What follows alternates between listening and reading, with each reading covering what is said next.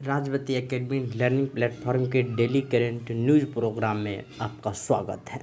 Daily current news में इस वक्त की सबसे बड़ी खबर और आज की सबसे बड़ी खबर है कि विश्व युवा कौशल दिवस, वर्ल्ड यूथ स्किल डेज। यह काफ़ी चर्चा में है कि विश्व युवा कौशल दिवस क्या है, कब मनाया गया, किस देश के कहने पर यह मनाया गया। और आज इस चर्चा में प्रधानमंत्री नरेंद्र मोदी ने इस दिवस पर युवाओं को क्या सलाह दी, उसके बारे में भी हम लोग जानेंगे। तो चलते हम लोग खबर को सबसे पहले अध्ययन करते हैं। पीएम मोदी ने नई पीढ़ी के युवाओं का स्किल डेवलपमेंट राष्ट्रीय ज़रूरत है। पीएम मोदी ने कहा कि नई पीढ़ी के जो युवा है उनका स्किल डेवलपमेंट राष्ट्रीय ज़रूरत है। आखिरकार यहाँ से क्वेश्चन उठ सकता है कि राष्ट्रीय ज़रूरत क्यों है, क्योंकि नरेंद्र मोदी का मानना है कि आत्मनिर्भर भारत, तो आत्मनिर्भर भारत के लिए नई पीढ़ी को जो युवा है उन्हें स्किल डेवलपमेंट की क्या ज़रूरत है। और जब उनका स्किल डेवलपमेंट पूरी तरह हो जाएगा तो राष्ट्र जो होगा आत्मनिर्भर बन जाएगा। जैसे कि डिफेंस के मामले में DRDO में अगर अत्यधिक तकनीकी मिल जाए तो हम लोग क्या करेंगे, किसी अन्य देशों से विमान नहीं खरीदेंगे, बम बारूद की हमें आवश्यकता नहीं होगी। तो वही नरेंद्र मोदी क्या कहना है कि नई पीढ़ी के युवाओं का स्किल डेवलपमेंट राष्ट्र की ज़रूरत है, जो हमें आत्मनिर्भरता के लिए प्रेरित करती है। विश्व युवा कौशल दिवस के तौर पर आज का दिन मनाया जाता है, यानी कि 15 जुलाई को विश्व युवा कौशल दिवस के तौर पर मनाया जाता है। श्रीलंका के पहल पर वर्ष 2014 में संयुक्त राष्ट्र महासभा ने हर साल 15 जुलाई को विश्व युवा कौशल दिवस के तौर पर मनाए जाने का फैसला लिया। यानी कि श्रीलंका सरकार के कहने पर 2014 में संयुक्त राष्ट्र महासभा ने हर साल 15 जुलाई को विश्व युवा कौशल दिवस मनाने का क्या योजना को रखा। दरअसल इस दिन युवा को के कौशल विकास में निवेश के महत्व में जागरूकता को बढ़ाने का उद्देश्य मनाया जाता है। अब इसे मनाया क्यों जाता है? इसे मनाया इसलिए जाता है कि युवा के कौशल विकास में निवेश के महत्व में जागरूकता को बढ़ाना, यानी कि निवेश किसी भी वस्तु खरीद बिक्री के बारे में उन्हें बताना है कि किस प्रकार उसका महत्व है हमारे लाइफ में, हमारे देश के लिए, हमारे समाज के लिए। जैसे कि DRDO उपकरण बनाते हैं, उसका क्या उपयोग है, हमारे देश के रक्षा प्रौद्योगिकी में क्या है, तो इन सबों के बारे में क्या किया जाता है, इनमें बताया जाता है। यह केवल भारत में नहीं, यानी कि वर्ल्ड यूथ स्किल डेवलपमेंट है, यानी कि वैश्विक स्तर पर चलता है। प्रत्येक देश अपने राष्ट्र के बच्चों को क्या कर दे, यह शिक्षा देती है और यह 15 जुलाई को मनाया जाता है। वर्ल्ड यूथ स्किल डेज यही है। आज के दिन को विश्व युवा कौशल दिवस के तौर पर मनाया जाता। युवा समाज की रीढ़ की हड्डी की तरह होते हैं। परिवार की जिम्मेदारियां युवा पर होती है। पिछड़े हुए देशों और विकासशील देशों में तादाद में युवा बेरोजगार दिखे हैं, यानी जो भी पिछड़े हुए देश है और विकासशील, जैसे कि मैं भारत का ही बात करता हूँ, भारत में क्या बहुत से बेरोजगार, अनएम्प्लॉयमेंट जो रेट है बहुत ज़्यादा अत्यधिक है, जो कि एक चिंता का विषय है। और अनएम्प्लॉयमेंट के कारण भारत में लगातार क्या हो रहा है, बेरोजगारी आंदोलन हो रहा है युवा के द्वारा। साथ ही बेरोजगारी के चलते हुए अपनी क्षमता को कम स्किल वाले कार्य में लगन कर लेते हैं। क्षमता किसी युवा का और है, लेकिन अनएम्प्लॉयमेंट, बेरोजगारी के कारण वो किसी और कार्य को कर रहे हैं, जो क्या कहते हैं उनके कार्य में मन नहीं लगता। यही उनका क्या एक विशेष कारण है और वह भी एक बेरोजगारी का ही कारण माना जाता है।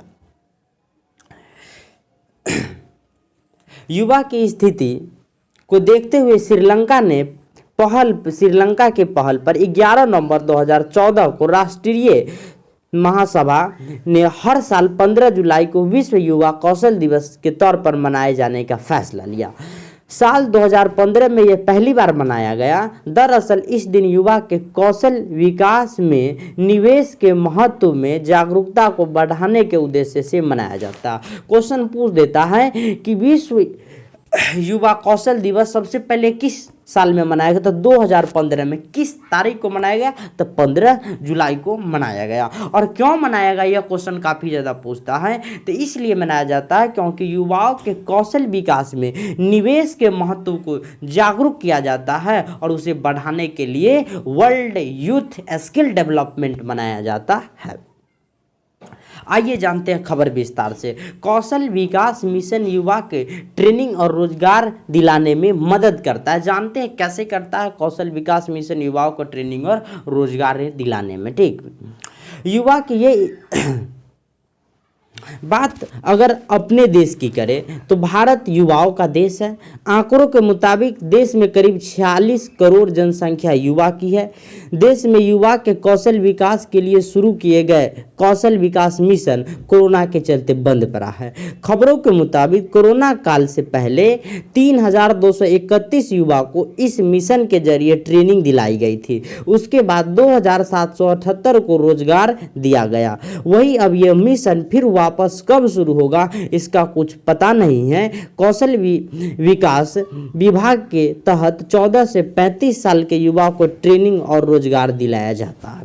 अब जानिए कि कोविड-19 के कारण, ड्यू टू द कोविड-19 के कारण इस कार्यक्रम जो क्या की गई, अभी तत्काल स्थगित कर दिया गया है। और इस कोविड-19 से पहले 3,231 युवाओं को इस मिशन के जरिए ट्रेनिंग दिलाई गई थी और उसमें से 2,778 को क्या मिला था? रोजगार भी मिला था। कौशल विकास विभाग के तहत 14 से 35 उम्र के जो भी युवा है उन्हें ट्रेनिंग और रोजगार जो क्या किया जाता है? दिलवाया जाता है। प्रधानमंत्री नरेंद्र मोदी ने यूथ स्किल डे प्रोग्राम यानी कि विश्व युवा कौशल दिवस पर संबोधन करते हुए कहा कि नई पीढ़ी के युवाओं का स्किल डेवलपमेंट होना इस वक्त की राष्ट्रीय जरूरत है। युवा का स्किल डेवलपमेंट ही हमें आत्मनिर्भर भारत का सपना पूरा करेगा या आधार बनेगा। पीएम मोदी ने कहा पिछले 6 साल में जो भी आधार बने, जो भी नए संस्थान बने, उन सभी ताकतों को जोड़कर हम फिर से नए सिरे से स्किल इंडिया मिशन को गति देने की जरूरत है।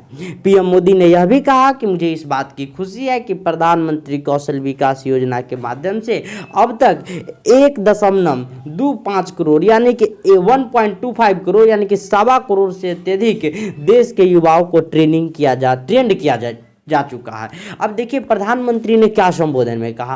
प्रधानमंत्री ने संबोधन में कहा कि नई पीढ़ी के जो युवा है, अब के जो जनरेशन में है, उसमें स्किल डेवलपमेंट होना चाहिए जो हमारे राष्ट्र नीति के लिए बेहतर होगा और हमें वह आत्मनिर्भरता के लिए एक बेहतर योगदान और एग्जाम्पल देगा। उदाहरण उन्होंने कहा कि पिछले 6 वर्षों में जो भी नए संस्थान बने हैं उनमें हम अपनी सभी ताकतों को जोड़ेंगे, फिर हमें किस सिरे से कार्य करना है स्किल इंडिया डेवलपमेंट पर, हम वह कार्य जरूर पूरा करेंगे। पीएम मोदी ने यह भी कहा कि स्किल के तहत हम किसी भी तकनीकी को आसानी से जान सकते हैं और इसके साथ साथ उन्होंने यह भी कहा कि प्रधानमंत्री कौशल विकास योजना के माध्यम से अब तक 1.25 करोड़ यानी कि 1.25 करोड़ से अत्यधिक देश के युवाओं को ट्रेंड किया जा चुका है।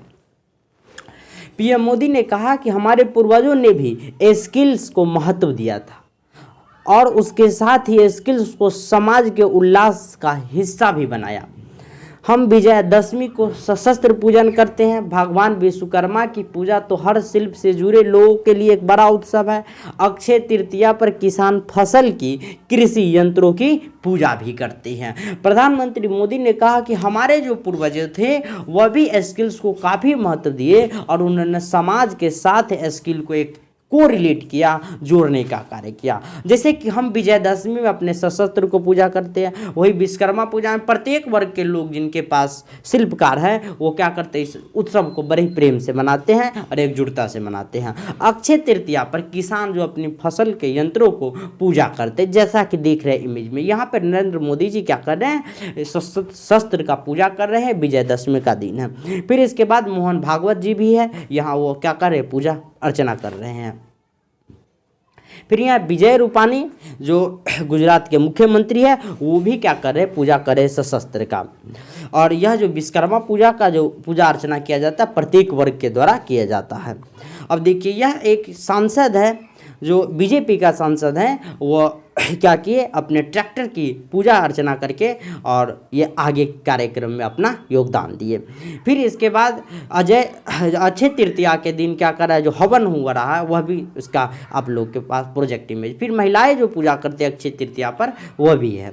यानी कि हमारे समाज के द्वारा जो संस्कृति के द्वारा स्किल्स को काफ़ी ज़्यादा प्रोवाइड किया गया है, काफ़ी ज़्यादा महत्व दिया गया हमारे समाज में स्किल्स को, और उस स्किल्स को हमारे समाज के साथ को रिलेट किया गया है। जैसे कि हम विजयदशमी पूजा करते हैं, इसके साथ साथ हम अक्षय तृतीया भी करते हैं। बहुत से सारे हमारे पास क्या है उदाहरण प्रतीत दिए गए हैं।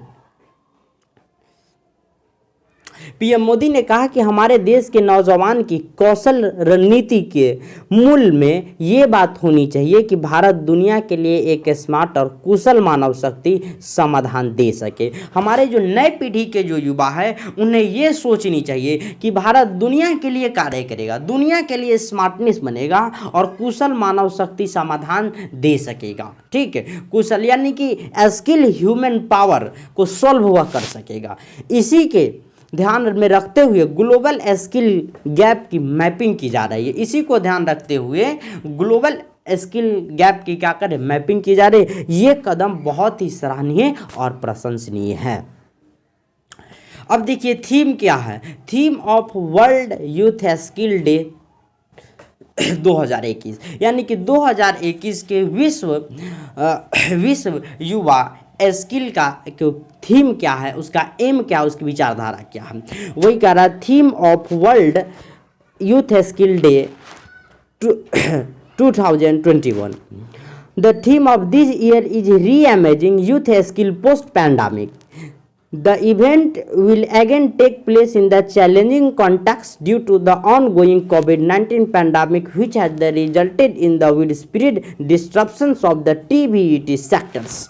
अब इसका मतलब क्या हो गया कि कह रहा है the theme of this year, इस ईयर का जो थीम है, मेन एम है, मेन इसका विचारधारा है री imaging youth skill post pandemic. री इमेजिंग का होता है, री इमेजिंग मतलब पुनः विकल्पीय है। ठीक है, पुनः यह कार्य किया जा सकता है। री इमेजिंग पुनः यह कार्य को क्या किया जा सकता है, पुनर्कल्पना। यूथ स्किल पोस्ट पैंडेमिक यानी कि जो युद्ध है, युवा है, वह अपने स्किल को बरकरार रख सकते हैं पोस्ट पैंडेमिक, इस पोस्ट पैंडेमिक में भी। The event will again take place in the challenging context due to the ongoing कोविड-19 pandemic which has resulted in the wide spread disruption of the टीबीईटी सेक्टर्स।